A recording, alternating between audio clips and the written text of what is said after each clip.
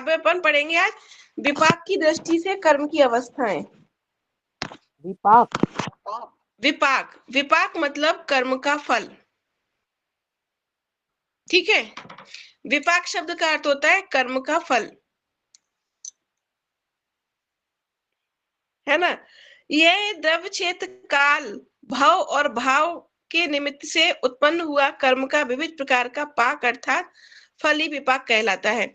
यानी कि कर्म का उदय द्रव्य क्षेत्र काल भाव और भाव ऐसे 5 प्रकार से होता है।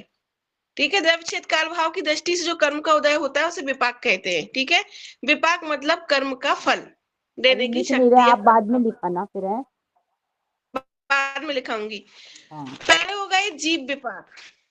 जीव विपाक का अर्थ है जो कर्म जीव के द्वारा आश्रित उदय में आते हैं उनको जीव विपाक कहते हैं। जैसे घातीय कर्म है ना, वो आत्मा से संबंधित होते हैं।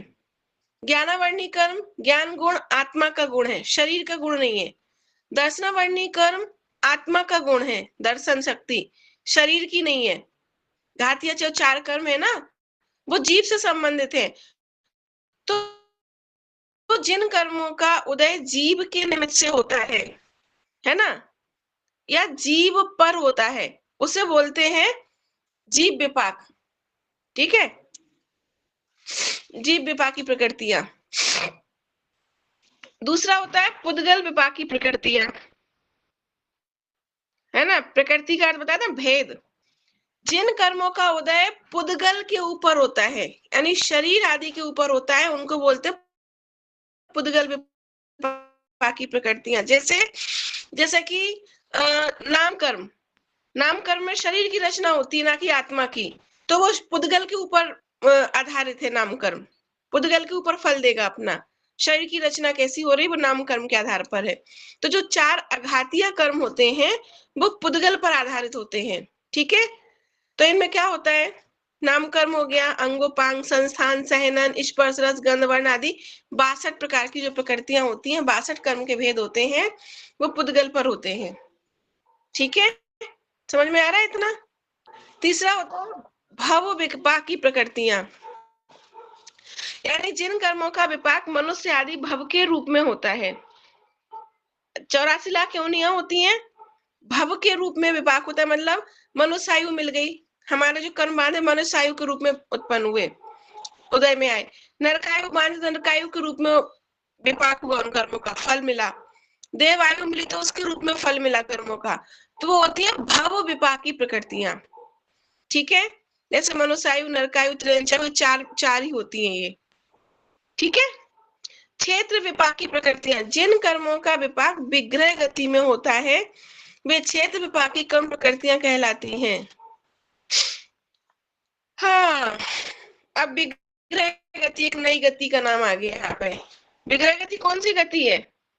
अभी तो अपन ने 4 ही गति पढ़ी थी, देव मनुष्य नरक और त्रियंच।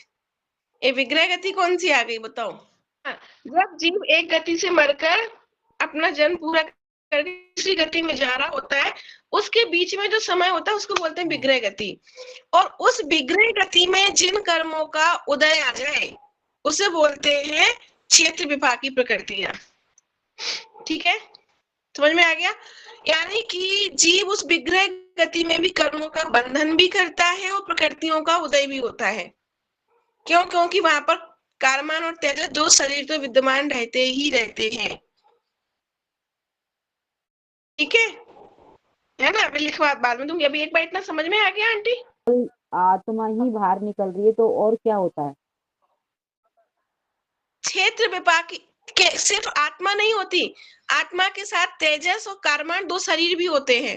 अच्छा, हाँ, अगर अकेली आत्मा हो जाए तो वो सीधी सिद्ध सिला में जाएगी, विग्रह गति नहीं होती फिर आत्मा की, फिर सीधी सिद्ध सिला में जाती है, शुद्ध आत्मा हो जाती है अगर अकेली आत्मा रह गई तो। ठीक है, जब तक आत्मा संसार में है तब तक उसके साथ कम से कम 2 शरीर तो होंगे ही होंगे, तेजस और कारमान, और अधिक से अधिक 4 हो सकते हैं। बिना शरीर की आत्मा नहीं होती, क्योंकि कारमान और तेजस शरीर में दिखता नहीं है ना, इसलिए हम कह रहे थे कि अकेली आत्मा जा रही, पर है ना, कारमान तो साथ रहेगा ही रहेगा जब तक संसार है और तेजस। अब हम पढ़ेंगे पुण्य और पाप प्रकृतियां। पुण्य व पाप की अपेक्षा से कम प्रकृतियों के दो भेद हैं, ठीक है। पुण्य प्रकृतियां और पाप प्रकृतियां। जीव के शुद्ध स्वभाव का घात करने के कारण घातीय कर्मों की सभी प्रकृतियां पाप रूप मानी जाती हैं। यानी अपन ने जो 8 कर्मों में 2 भेद किए थे ना, घातीय कर्म और अघातीय कर्म। तो जो घातीय कर्म होते हैं वो जीव के शुद्ध स्वभाव का घात करते हैं, जीव के मूल गुण का घात करते हैं, इसलिए वो सारी पाप प्रकृतियां होती हैं। घातीय कर्म की जितने भी भेद हैं वो सब पाप प्रकृतियां होते हैं। अघातीय कर्मों की प्रकृतियां पाप व पुण्य दोनों प्रकार की होती हैं। इतनी सी बात पहले अपन समझे। 8 कर्मों के 2 भेद किए, घातीय और अघातीय, हाँ। ठीक है। तो घातीय कर्म जो होते हैं वह जीव के शुद्ध स्वभाव का घात करते हैं, मूल स्वभाव का घात करते हैं, इसलिए घातीय कर्म की जितनी भी प्रकृतियां होती हैं वो पाप रूप ही होती हैं, पाप प्रकृतियां ही होती हैं वो, ठीक है। अब दूसरा अघातीय कर्म। अघातीय कर्म की प्रकृतियां पुण्य रूप भी हो सकती हैं और पाप रूप भी हो सकती हैं, क्योंकि वे जीव के मूल और शुद्ध स्वभाव का घात नहीं करती, वो शरीर से आश्रित होती हैं। वेदनीय कर्म शरीर से आश्रित है। साता वेदनी कहाँ आएगा, यही शरीर में तो दिखेगा हमें, है ना।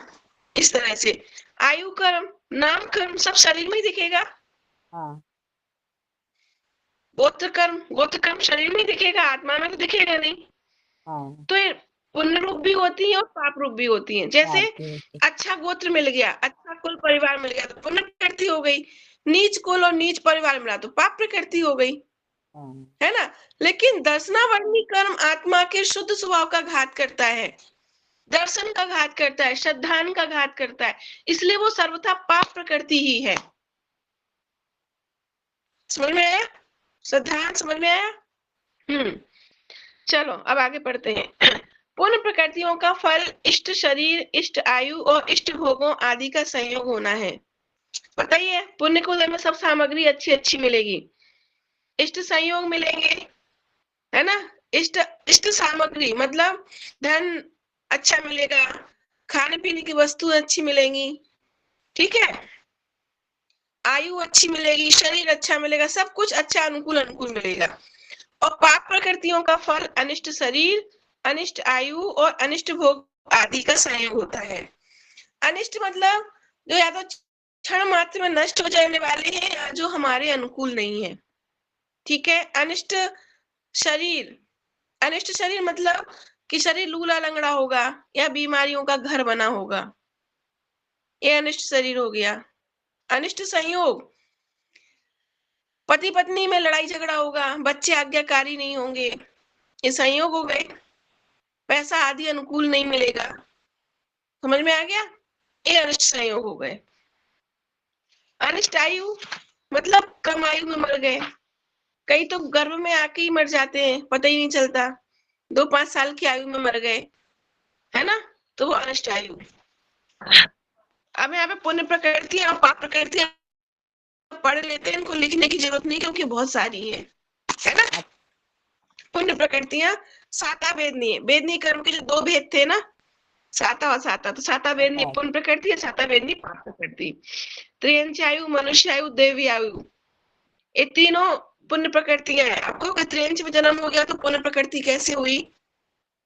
जो भोग भूमि के त्रियंच होते हैं ना, उन्हें कोई दुख ही नहीं होता है, तो वो पुण्य प्रकृति है। भोग भूमि का त्रियंच होना पुण्य गति है। भोग भूमि के कौन से होते हैं? हैं? भोग भूमि के कौन से होते हैं? त्रियंच भोग भूमि पढ़ा था ना अपन ने, भोग भूमियों में त्रियंच। हाँ, भोग भूमि में जो त्रियंच होते हैं उनको कल्प वृक्ष से जो फल फूल आदि होते हैं ना, उनको खा के अपना पेट भरते हैं, तो उनमें लड़ाई झगड़ा नहीं होता, आपस में बैर नहीं होता, परस्पर उनके परिणाम तीव्र नहीं होते, उन्हें शीत की, उष्ण की, बदबंधन की, काटे जाने की कोई उनके ऊपर विपदाएं नहीं होती हैं, उनके ऊपर कोई भार लाद के नहीं, भार वहन की उनके ऊपर उपसर्ग नहीं होता है ना? तो हाँ। ये वो भूमि के त्रियंच कहलाते हैं। उनको सब सुख सुविधाएं होती हैं। उनको बूचड़ खाने में काटा नहीं जाता है, भूख प्यास की वेदना नहीं होती उनको, सर्दी गर्मी की वेदना नहीं होती उनको, भार वहन की वेदना नहीं होती, बदबंधन की वेदना नहीं होती, है ना? मतलब निश्चल रूप से घूमते हैं। कोई हिरण आदि है तो उनको भय नहीं होता कि शेर आदि में खा जाएंगे, हम्म। है ना? और गाय आदियों को भय नहीं होता कि कोई हमें काट लेगा, मुर्गे मुर्गियों को, बकरे बकरियों को। तो इस तरह से भोग भूमि के जो त्रियंच होते हैं उनका पुण्य का उदय ही होता है ना? ऐसे। और कर्म भूमि के भी त्रियंच है, जिन्होंने सम्यक दर्शन प्राप्त कर लिया है तो वो भी उनका पुण्य का उदय होता है। और मनुष्यायु, देवायु, उच्च गोत्र पुण्य का उदय है, नीच गोत्र पाप का उदय है। देव गति, मनुष्य गति, पंचेंद्रिय जाति, पंचेंद्रिय संगी पंचेंद्रिय होना पुण्य का उदय है। अब मान लो पंचेंद्रिय हो गया, असंगी हो गया, मन नहीं मिला तो सम्यक दर्शन की योग्यता नहीं रहेगी, है ना? शरीर, बंधन, संघात, अंगोपांग, समचतुर संस्थान, ब्रज नारद शयनन, ये सब बताए थे ना पुण्य प्रकृतियां। समचतुर संस्थान मिल गया यानी सुंदर शरीर मिल गया। वज्र सब नारद शयनन पुण्य के उदय से मिलता है, क्योंकि उस भव से जीव मोक्ष जा सकता है वज्र सब नारद शयनन प्राप्त करके। मनुष्य गत्यानुपूर्वी, देव गत्यानुपूर्वी। मनुष्य गत्यानुपूर्वी मतलब देखो, अभी जो मैंने विपाक पढ़ाया था ना, हाँ। विपाक में पढ़ाया था ना एक मैंने विग्रह, हाँ। क्षेत्र विपाकी में। मनुष्य गत्यानुपूर्वी मतलब मनुष्य गत्या, गति, अनुपूर्व यानी जाने से पहले। मनुष्य गति में किसी का जन्म होने वाला है, उसके जस्ट पहले जो विग्रह गति होती है वो पुण्य के उदय में आती है। हाँ। क्योंकि नरक में किसी का जन्म होने वाला है और यहाँ से मनुष्य आयु छोड़ी किसी ने और नरक जा रहा है वो जीव, तो नरक गत्यानुवर्ती, तो वो पाप के उदय वाली आएगी। क्यों? कि उसका तो पाप का उदय स्टार्ट होने वाला है अब, है ना? तो इसमें मनुष्य गत्यानुपूर्वी और देव गत्यानुपूर्वी पुण्य प्रकृतियां हैं, नरक गत्यानुपूर्वी और त्रिंज गत्यानुपूर्वी पाप प्रकृतियां हैं। अगुरु लघु, परघात, उच्छ्वास, आतप, उद्योतेपन ने पढ़े थे सारे नाम कर्म में, हाँ। है ना? प्रशस्त, विहायु गति, त्रस, वादर, पर्याप्ति, प्रत्येक शरीर, सुभग, शुभ, सुस्वर, स्थिर, आदे, यश कीर्ति, निर्माण, तीर्थंकर आदि 48 पुण्य प्रकृतियां हैं। जो 148 कर्मों की टोटल भेद होते हैं, उनमें से सिर्फ 48 प्रकृतियां पुण्य प्रकृतियां हैं, जिनमें तीर्थंकर प्रकृति सर्वोत्कृष्ट पुण्य की प्रकृति है। इसके अलावा स्पर्श की 8, रस की 5, गंध की 2, वर्ण की 5, कुल 20 प्रकृतियां जब शुभ रूप हो तो पुण्य प्रकृतियां हैं। और इस प्रकार पुण्य प्रकृतियों की टोटल संख्या 48 + 20 68 हो जाती है। कैसे? 48 तो पुण्य रूप ही है, 20 ऐसी है कि जब हमारा पुण्य का उदय हो, अच्छी हो तो पुण्य का उदय माना जाता है, वही अशुभ हो तो अशुभ में आ जाती है, दोनों में काउंट होती है 20 प्रकृतियां। जैसे स्पर्श की 8, अब किसी को कोमल शरीर मिल गया तो पुण्य में आ जाएगी, और यही त्वचा हार्ड हो गई, कड़क हो गई, रूखी सूखी हो गई तो पाप में बदल जाएगी। ऐसे 8 प्रकृतियां, हल्का भारी रूखा चिकना। गंध की, रस की 5, स्वाद की 5, गंध की 2, वर्ण की 5। गोरा रंग मिल गया तो पुण्य में कन्वर्ट है, काला मिला तो पाप में। इस तरह से उसमें, अब इसमें ये नहीं है कि गोरा काला पुण्य और पाप का उदय है, इससे संबंध नहीं है, क्योंकि तीर्थंकर का तो सांवला था ना, काले थे नेमिनाथ भगवान, तो काले रंग होने से पाप प्रकृति थोड़ी हो गई, लेकिन उससे कोई मोक्ष मार्ग नहीं रुकता। कुल मिला के ये है, गोरा रंग मिला कि काला रंग मिला, उससे मोक्ष मार्ग नहीं रुक जाएगा, हाँ। बस वो काम कोई प्रकृति कोई है। काम नहीं रुकता ना गोरे काले से। हाँ, संसार में कोई काम नहीं रुकता उस कलर से। तो वो कलर पुण्य और पाप रूप नहीं है, कि गोरा रंग है तो पुण्य रूप, काला रंग है तो पाप रूप। बस वो प्रकृतियां हैं, शुभ है। काले रंग से अगर मोक्ष जा रहे हैं तो वो शुभ है, और गोरे रंग से नरक जा रहे हैं तो वो अशुभ है ना? ऐसे मानो इसको, ठीक है? तो ये 20 ऐसी हैं। अब सुगंध आ रही कि दुर्गंध आ रही, इससे पुण्य पाप का, इससे मोक्ष जाने का कोई संबंध ही नहीं है। आपके शरीर में से बदबू निकल रही कि सुगंध निकल रही, इससे मोक्ष नहीं रुक जाएगा हमारा, सम्यक दर्शन नहीं रुक जाएगा इससे। तो जो 20 प्रकृतियां हैं, ये बस है, इनका कोई वो नहीं है, इनके होने नहीं होने से कोई फर्क नहीं पड़ता है, ऐसा मानना है यहाँ पे। लेकिन चूंकि भेद है कर्मों के, इसलिए उनमें तो इंक्लूड करी जाएंगी ये। समझ में आया? ये इस तरह से हो जाएंगी।